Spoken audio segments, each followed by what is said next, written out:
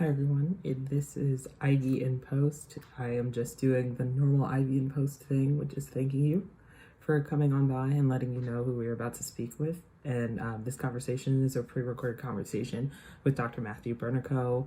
Bernico currently is one of the many voices in the podcasting realm, so we asked him about how that platform should be used by journalists. And I want to get straight into that conversation. We did change up the order of conversations this week. So our pre-election conversation will be with Matt Bernico about some of the inner workings of not just podcasting, but how journalists should be having conversations. So let me jump right in. Also, to let you know, there's just a slight delay. Don't worry about that. Everybody loves delays. First of all, Matt, thanks for being here. It is great to have you back in my space. For those who don't know, Matt is a connection from university days past. And that is just absolutely exciting for me. It's exciting for me to see you here. Yeah, man, that's great. Yes, absolutely. So the first thing I want to do is ask you, give us a little rundown on who you are, details of what you're doing. Feel free to share as much or as little as you want, but just the good vibes of who Matt Bernico is. Yeah, for sure. All right. I've got a lot going on in my life, I guess, to say the least. Let's see. I have a master's degree in philosophy from the University of Illinois. I got a PhD in media communication from this kind of wacky school called the European Graduate School. It's pretty fun, but really philosophy heavy and media heavy. It's pretty cool. Anyways, after that, I was a professor for a few years, but now I'm not anymore. I'm working in a whole different space and a whole different vibe. Right now, I do digital and comms work for the Fight for 15 in a union, and working hard for the labor movement and the class war. I left academia and kind of joined like the labor movement, really directly. On top of all that, I also do some like freelance journalism on the side. I follow the like religion and politics beat pretty closely. I got two podcasts. One's called the Magnificast. It's been running for about 2 years. We have like 200 something episodes. We cover like the history and the current goings on around like what people call the quote unquote Christian left. I've also been working on another podcast called Beyond the Page from the newspaper People's World, which is pretty new and exciting. We've got one episode out right now and maybe more by the time you hear this actually, but it's pretty neat. Beyond the Page does like one-on-one interviews with People's World journalists that focus on stories around labor and politics and culture. So yeah, I don't know, a lot on my plate. I've got a lot going on here. Yeah, it sounds like you have a lot going on, and I think a lot of our students, a great number of them, are very interested in the world that you are calling home, and that is in the world of podcasting, digital media, 21st century media. It's an interesting place to be. I'm curious what you think communication is going to look like in the 21st century. Are you thinking about television? Are you thinking about like traditional broadcasting mediums like radio? Are you thinking about this new age of podcasting, of direct website content through streaming platforms like YouTube, Twitch? How are you thinking about news and media in the 21st century right now? Yeah, it's a big question. Media in the 21st century. I mean, we don't have to really speculate, right? We can kind of look at what the world looks like at right now. All of these platforms are still important, right? Mass media is still important, radio is still important, but then we have this whole sort of emerging and, well, I mean, emerging is probably still isn't the right word, right? It's happening. It's all happening. It's kind of like, digital platforms like podcasting and streaming and, on-demand video and all this kind of stuff. It's kind of like assumed. There's a really good word for it in media theory. It's post-digital. We're past the need for the qualifier of digital. We know it's digital already. I mean, I think though what's really important about that is some of the rules of mass media still apply, but some of them don't, right? Like the mass isn't something you can take for granted because algorithms can kind of just drill down and find niche audiences for every person, and it's a little bit different than the media of the 20th century, the 19th century, right? We're past big masses and more algorithmic and in the way that we create audiences. So how do you? I gotta ask, how do you feel about like the the streaming services that are coming out that are like news exclusive, the newsies of the world and stuff? Do you interact with them? Do you have any like real strong like these are totally going to survive this post digital wave, or do you feel like nah, this is going to fall away like some other things? This is mostly my curiosity. Sorry, little sidetrack. Yeah, I'm a bad predictor of these types of things. A good describer, but a bad predictor. I have no idea, honestly. Maybe they'll survive. The thing about a lot of news organizations that are ongoing and are carrying over from the 20th century to the 21st, I guess, if that's the demarcation we're going to use, is that they have massive political clout, they have massive economic power. These things aren't going to go away. They're probably just going to pivot and look a little bit different in the future, though. Okay, see, I learned something new every day. Some people are like weathermen and they're all about the forecast. Other people are observers and they can tell you what's going on in great detail. So let's hop back into the world of podcasting. What do you think, what in your opinion, is the structure, the formula that you use with, let's say, the Magnificast? Like, what do you think creates a good podcast? Yeah, it's really hard to say because podcasting looks so different. I think what works is just that, we're passionate about the thing that we talk about, right? Like we cover Christianity and the left. These are things that we are really interested in, like all these weird stories about politics and religion that you definitely would never hear in Sunday school. And we get really into them and we're excited to talk about them, right? And I think that passion like comes through when we do our podcast. So I think that's what works for us. But in other cases, okay, let me take one big step back. My podcast is like, whatever, it's small potatoes, right? We have like a very small listenership, but we've been at it for a long time. So, like that works for us because like, that's just kind of like the sort of platform that we've created over time. But, a lot of other different things can make a good podcast, like Serial, like for example, that's like the podcast that everyone's heard. Even if you're not a podcast person, you've probably listened to Serial. That story is amazing. It's a crazy story that is just like off the wall. It makes you feel all of the big emotions, right? You're feeling like, first of all, you're just like outraged that this guy is like, serving time for this crime that maybe he didn't commit. And there's like this whole mystery to it. Serial and other documentary audio projects like that, they're really good because they tell a compelling story, right? It's not just dudes talking to another like my podcast. It's good because it's a compelling story that makes you think about like, what's it mean to be a human person? Why do we care about things we do? What does justice mean, right? On the topic, how do you think the journalist should be using that medium? Do you think that, I think about the Daily Beast podcast that, where you have Molly Jong Fast and I can't remember who the other host is off the top of my head, but you normally have two hosts that are kind of ping-ponging a little bit. It's somewhat comical, but you're getting stories of the day, news of the day. There is some news that is made sometimes with this kind of comical podcast style. And then you have other people like Brian Stelter, and you have the anchors and hosts of the world, the traditional reporters, who are utilizing that medium as part of their standard reporting. Do you feel like there's a one-size-fits-all approach? Do you think it's more individualized? How do you think it should be worked out, journalists in that space? Man, there's so much to say about this, I think. Well, first of all, I think podcasting offers some really helpful affordances for journalists, but also it creates some barriers too, right? Like something that you have to think about with podcasting and journalism is the timeliness of it. The thing about podcasts is that they're only, it's hard to do like breaking news or something, or it's hard to stay timely with your content.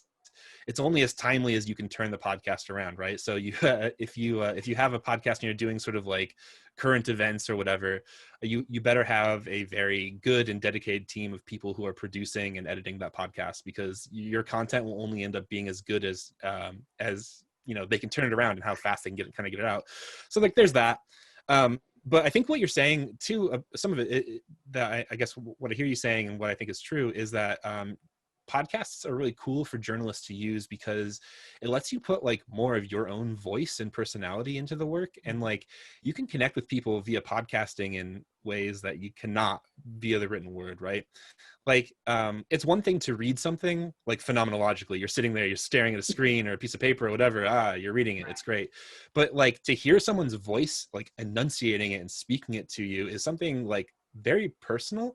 It's such a weird thing. Like, this is, I guess, like some of the philosophical background of like thinking about media, but like, the act of putting headphones on and listening to a voice in your ears, like, I mean, if you think about it, it's like, someone's like whispering whatever into your ears. It's a very personal moment, actually.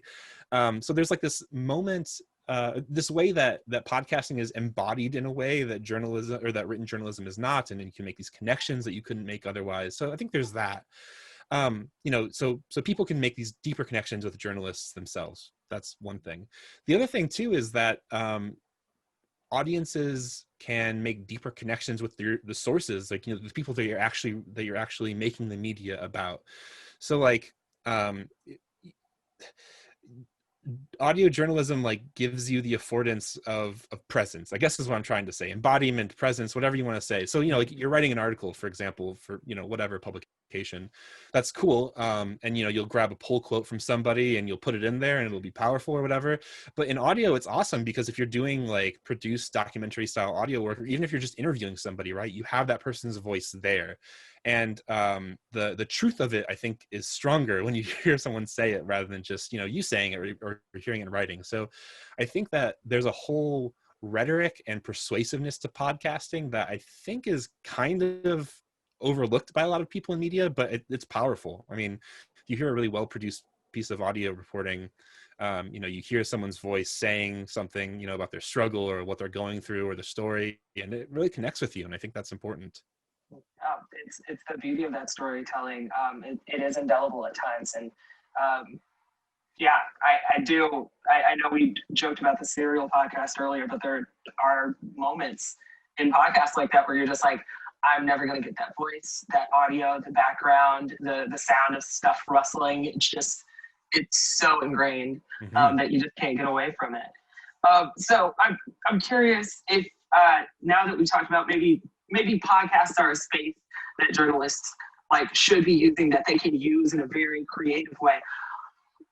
Do you think that there are any mediums, any places that journalists should be really staying away from, the 4chans of the world, et cetera? Like, do you think that there are places that journalists just, maybe take a step back and reconsider their interaction in that medium, on that platform? Yeah, well, no one should use 4chan. That's true. I'll come out and say it. That's a hot take that I have. That's a solid take. Yeah, it's bad. I don't know. I don't really know what to say about this. Like, it's not that journalists should avoid a particular channel or platform. I mean, like 4chan, Reddit, whatever, like cesspools of hate and bigotry, like don't engage on those websites. But like, there's a lot more nuanced stuff going on. And I think that we have to be really cognizant about how the platforms we are on work. And it's something that I think without a strong background in like media studies or just understanding the technical side of things, we lack constantly, right? Like, so many of the platforms that we take for granted that we like use to promote our work, like Facebook or Twitter or Instagram or whatever it is, right? They're black boxes. We have no idea how those systems work. And, we can glean some better and worse understandings just through our, interaction with them and like, reading white papers on them or whatever. But like, it's really hard to know how these social media platforms work. Like Facebook and Twitter are constantly being derided as propaganda mills and echo chambers and so on. And like, I guess that's true. I wouldn't say that they are a net positive on society, even though I like to use them. But like, it's not like we can just sit out from those platforms either, right? Like, we know that they're bad. We know that they have some extremely negative effects with regards to disinformation and the spread of, all kinds of bad ideas. But we can't just like sit out. Like, what would that look like? Because the whole point is like, that's where an audience is. So like, that's where we have to be too. But we have to be engaged users in those spaces. Even if there's like sort of like some morally questionable stuff going on. I'm often like reminded of this really it's a really weird quote. It's a good quote from someone who is he's a Marxist media theorist with an extremely German name. His name's Hans Magnus Enzensberger, and I think he's like woefully underread in anywhere. Anyways, he has this quote. This is just me paraphrasing it, but he has this quote that's something like, "Working with the media is like being a person who works in the sewer. It means that you can't be afraid to touch the shit." And I think that's like a really good way of thinking about it, because like, you know, you have to, if you want to work in media and you want to make compelling content and do good journalism and tell stories that are interesting, like it means that you do have to wade into these spaces and get messy in them, you know, whether it's just, you know, promoting stuff on Facebook or whatever, or like, you know, exploring a story that's yucky or whatever, you know, you have to be there if it's where the story is. So those are all excellent points, and a lot of them center around that initial point that you made, which is the need for there to be some sort of education, having an idea of how these spaces works. It's critical to being able to interact on them. Do you think journalists should be pulling towards that academic identity a little bit, that they should be more engrossed in the research and the knowledge that is being created by that community? It's a weird question to ask, but like I am constantly, especially in this past semester, thinking of journalists as a community of practice and all the knowledge that they're creating within themselves. And there's this secondary thing where I'm like, well, there should be a network here, and there should be some pointing back to those academics, but it's hard to enumerate that. I'm wondering, do you feel like there is that academic pull, that there should be some inclination there? Mm. Yeah, it's a really interesting question. I mean, as like a failed academic myself, I don't have a lot of good feelings. Failed academic. Is that on your, completely unrelated, is that on your Twitter? I could have sworn. Yeah, actually, I did update it just the other day. Yeah, that's part of my branding now, is that I was once a professor and now I'm not, and I'm a little bit salty about it, but kind of proud of it. I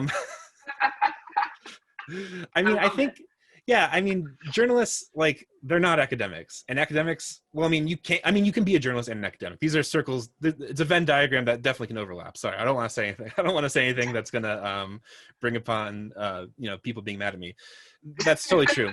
But I guess, like, we shouldn't confuse the two. Like, they are two kind of different jobs or two different types of functions, I think. Like, should journalists seek out the opinions of academics? Absolutely. Should academics write in journalistic spaces? God, yes, but learn how to write first. Writing a dissertation and writing like, you know, a 1,000-word article is like extremely different. Yes. Or, you know, writing a dissertation or an article is different than writing the script of a podcast, right? So these are different types of skills, and you know, different audiences and all that kind of thing. So I mean, yeah, I mean, journalists should seek out academics. Academics should kind of use the skills of journalism. I think that's great, but also, like, I think that I mean, there's something to higher education. There's something to cultivating sort of the skills of media criticism and understanding the world philosophically and inquisitively and all these kinds of things. It's all great. But also, I think that it would be great if people just, like, I don't know, did a better job of not being beholden to the opinions of academics and being more beholden to the people, you know, telling the stories or whose lives are deeply implicated in these stories. I think that, to me, is more interesting than academics. So to veer off into that a little bit, do you ever question if academics should be, there used to be, there still is a question of the ivory tower mentality in academia. And one of the easiest things to discern is that journalists write not just for an audience, but with an understanding that they want their content to be digestible for that audience or for a broader audience. Do you think that academics would benefit from having that concept of journalistic writing, not just for, you know, they're writing for their audience, yes, but also recognizing that they are teaching and they're writing for their knowledge to be spread across a greater distance? Yeah. I mean, I think that's a good thing for people who have PhDs and like tenure track positions to know. You know, like there used to be more of a tradition in the world, in the United States in general, of being sort of like public academics or being public intellectuals. And I think that's kind of what you're talking about. You know, some of that has fallen to the wayside with the extreme neoliberalization of education, and like, you know, finding a job as a professor or as an academic in this country is now like the hardest thing in the world, especially because of COVID, all these kinds of things. But yeah, I mean, I think that's great. I mean, if I mean, learning to learning the skills of journalism would only benefit people who are academics, people who are trying to get their work out there and show that it's important and meaningful to public life. Yeah, absolutely. Learn how to write an article. That's great. So I don't want to go over our time too much. Do you have any tips for new journalists who are considering like jumping into a new medium, jumping into a new career, transitioning? What's your top line? Hey, this is what you need to do to thrive in these environments. Yeah. Okay. So I have, I think, maybe a few things to say about this, and they're not digestible things to do.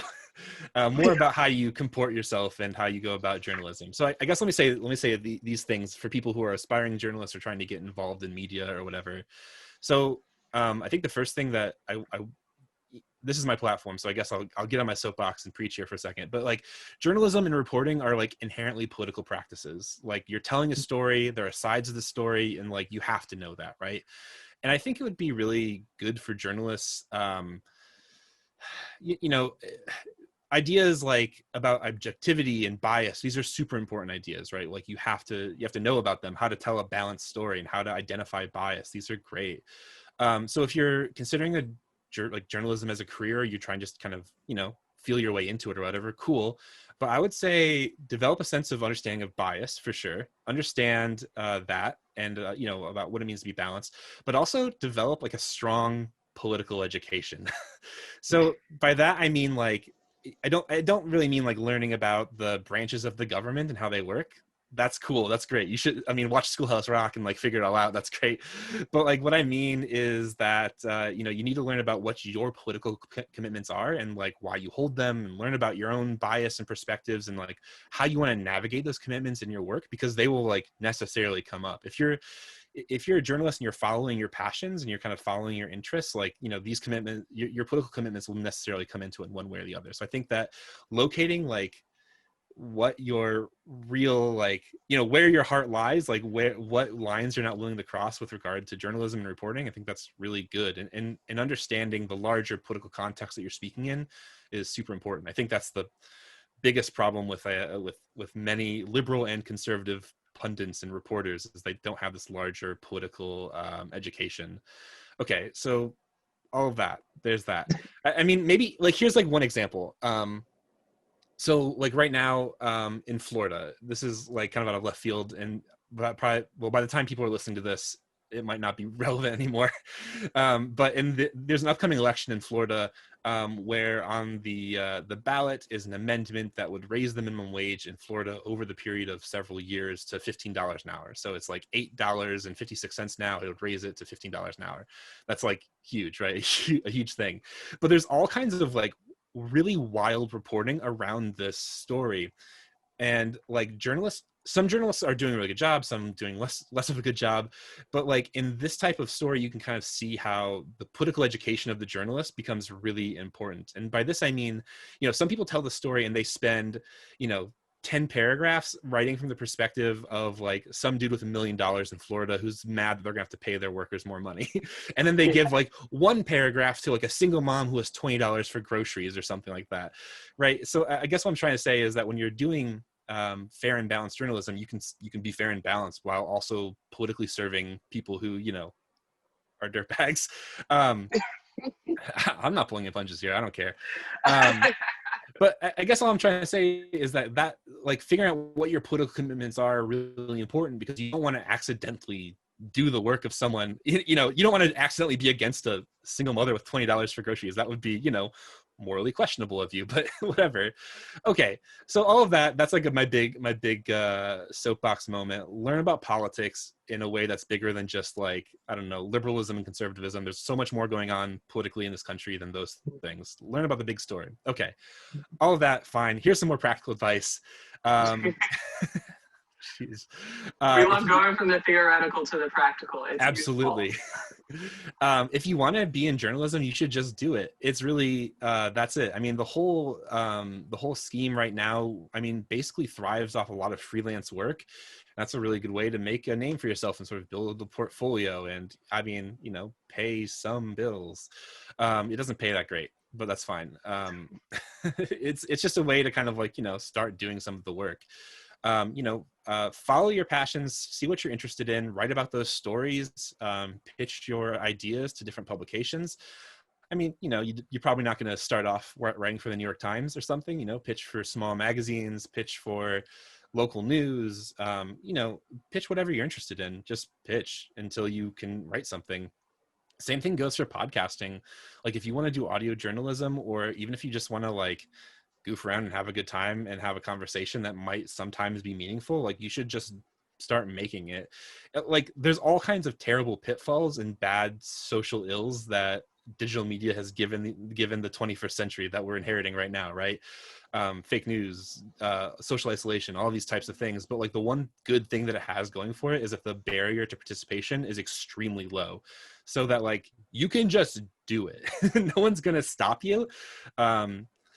That is that is one of the very cool things about a podcast, is that like, listen, you can say whatever you want for better or for worse, and no one can tell you no. Like iTunes won't call you up and say, sorry, this take is too hot for our platform. No, thank you. So you can just do it. So yeah, if you're interested in journalism, you want to get started, you should just get started.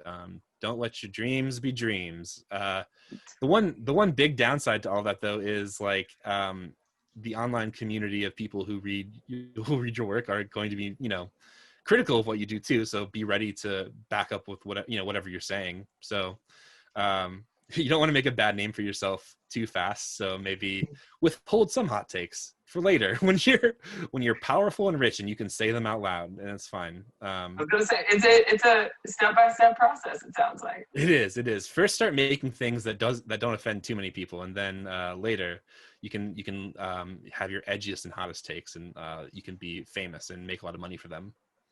I am gonna chef's kiss because I'm gonna say chef's kiss because the people on YouTube will see it. The people who are listening may not know. So you can't do visual gags on an audio medium. Come on. That's true. But I don't have anything else for you. Thank you so much for doing this. It is always great to see you. Matt Bernico, ladies and gentlemen, and non-binary pals, he is here. He will probably be here for forever. The PhD didn't stop him, and I don't think this will either. But thank you. Yeah, thanks so much.